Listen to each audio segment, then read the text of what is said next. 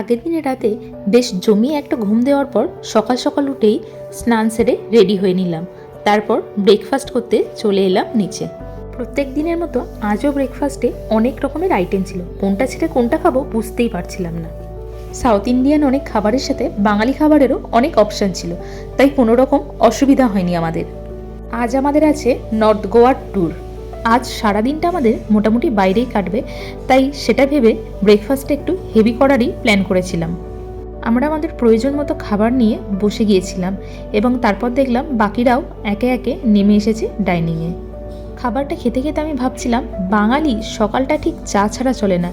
এই ভাবতে না ভাবতেই দেখলাম সেই কোণার দিকে চা রাখা আছে, ব্যাস ছুটে গিয়ে নিয়ে চলে এলাম 1 কাপ চা। গ্রুপের বাকিরাও চলে এসেছিল ব্রেকফাস্ট করতে। এই ভিডিওর মধ্যে আমি আপনাদের কিছু টিপসের কথা বলবো, যেটা মেনে চললে আপনাদের আমাদের মধ্যে এরকম প্রাণহানিকর সিচুয়েশনে পড়তে হবে না। অনেকটা আগেই আমি রেডি হয়ে গিয়েছিলাম, তাই বাকিরা যতক্ষণে ব্রেকফাস্ট করছে আমি ভাবলাম ততক্ষণে আমি বাইরেটা একটু ঘুরে আসি আর রিসর্টের চারিদিকটা একটু ঘুরে দেখি। এদিক ওদিক একটু ঘোরাঘুরি করতে করতেই তারপর আমার ডাক পড়লো, কারণ আমাদের গাড়ি অলরেডি হোটেলের সামনে চলে এসেছে। গ্রুপের বাকি মেম্বাররাও অলরেডি গাড়ির সামনে এসে জমা হয়েছে এবং সবাই একে একে আমরা গাড়িতে নিজেদের সিটে বসে পড়লাম। গাড়ি চলতে শুরু করলো। আজ কিন্তু গাড়ির জার্নি বেশি নয়, যেহেতু আমরা নর্থ গোয়াতেই স্টে করছি আর আমাদের সাইট সিনও আছে আজকে নর্থ গোয়াতেই। প্রথমেই আমরা পৌঁছে গেলাম আমাদের ফার্স্ট সাইট সিন, যেটা হলো ডলফিন স্পট।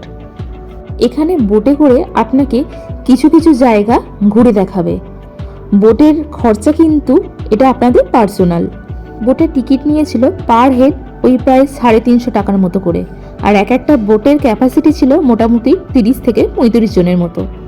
সবার টিকিট কাটা হয়ে গেলে আমরা একে একে বোটের মধ্যে উঠতে শুরু করলাম। এই বোটটার মধ্যে শুধুমাত্র আমাদের গ্রুপ মেম্বাররাই ছিল।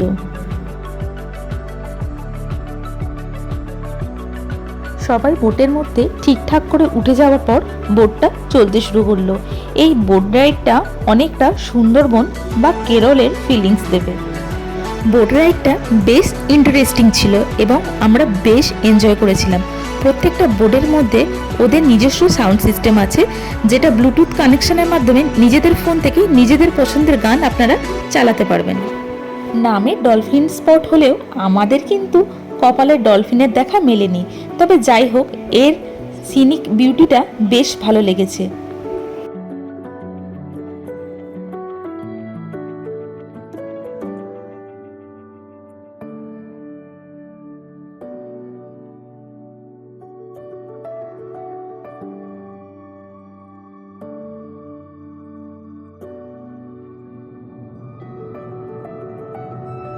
নাচ গান হাসি ঠাট্টা হুল্লোড় করতে করতে আমাদের রাইডটা কিন্তু বেশ জমে উঠেছে। কেউ আর সিটে বসে নেই, সবাই উঠে এসেছে। এত নাচ গান হই হুল্লোড়ে একদম মেতে গেছি সবাই, বাচ্চা থেকে বয়স্ক সবাই পার্টিসিপেট করছি। এতক্ষণ আমি নিজে বসে দেখছিলাম, কিন্তু আর থাকতে পারলাম না, আমিও জয়েন করলাম ওদের দলে। এদের কিন্তু কাউকেই আমি আগে থেকে চিনতাম না, কিন্তু এখন এমন একটা বন্ডিং হয়ে গেছে যেন মনে হচ্ছে কতদিনের চেনা।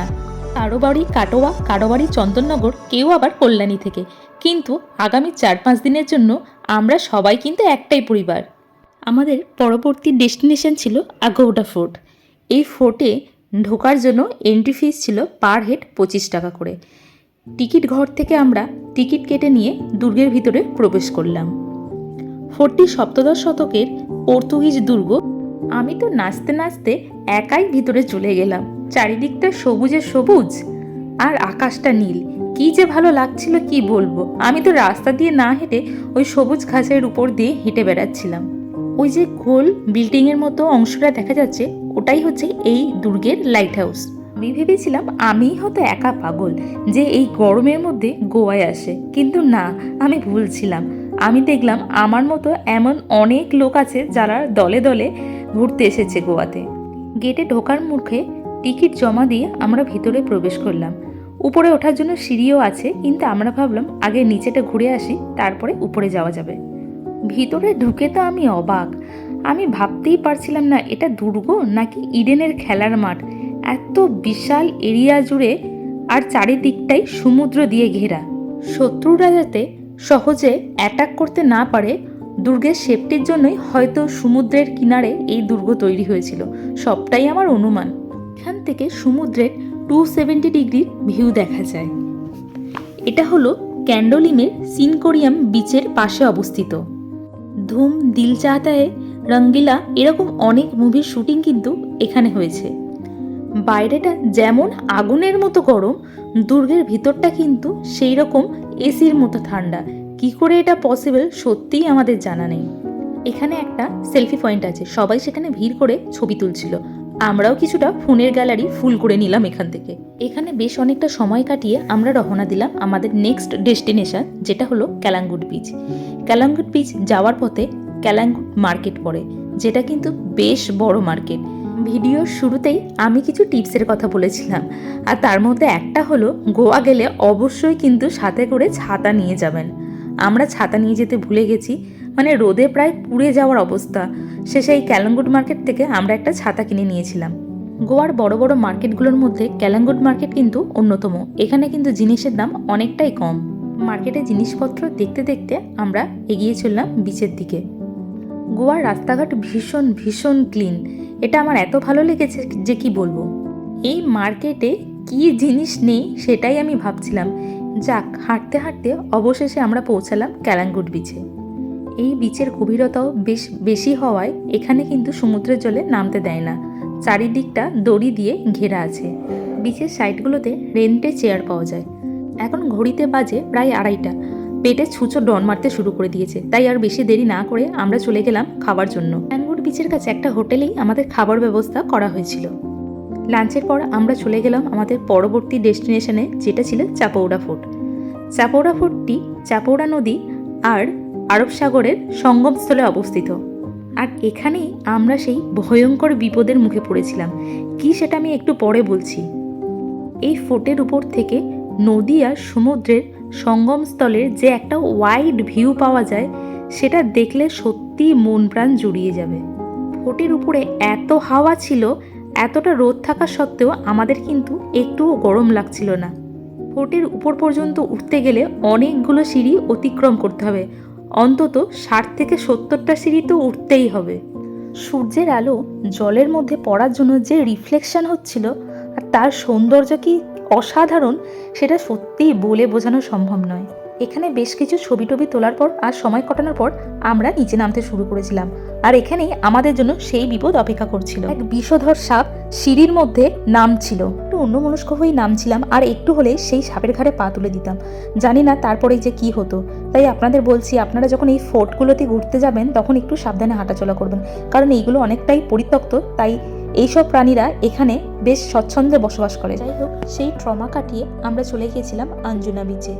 নর্থ গোয়ার একটি পপুলার প্লেস হলো আঞ্জুনা বিচ, যার সৌন্দর্য অন্যরকম। মানে কিন্তু প্রচুর রেড কোরাল দেখা যায়, তাই এই সি বিচেও কিন্তু নামা যায় না। বেলা অনেকটা পেরিয়ে যাওয়ার পর কোরালগুলোকে ক্যামেরার মধ্যে আর লাল দেখাচ্ছে না, সেগুলো কালচেই দেখাচ্ছে।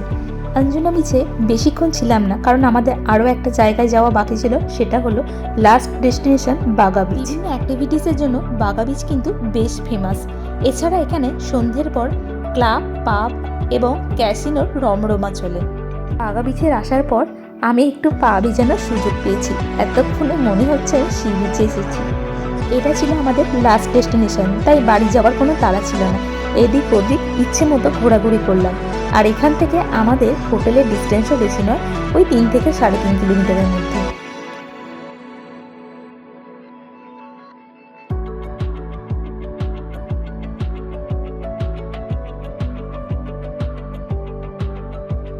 যতক্ষণ না সন্ধে নামলো ততক্ষণ আমি এই বাগা বিচের মধ্যেই টাইম কাটালাম। তারপরে চলে গেলাম হোটেলে যাওয়ার পর স্নান টান করে ফ্রেশ হয়ে নেমে পড়লাম রাতে ডিনার করতে।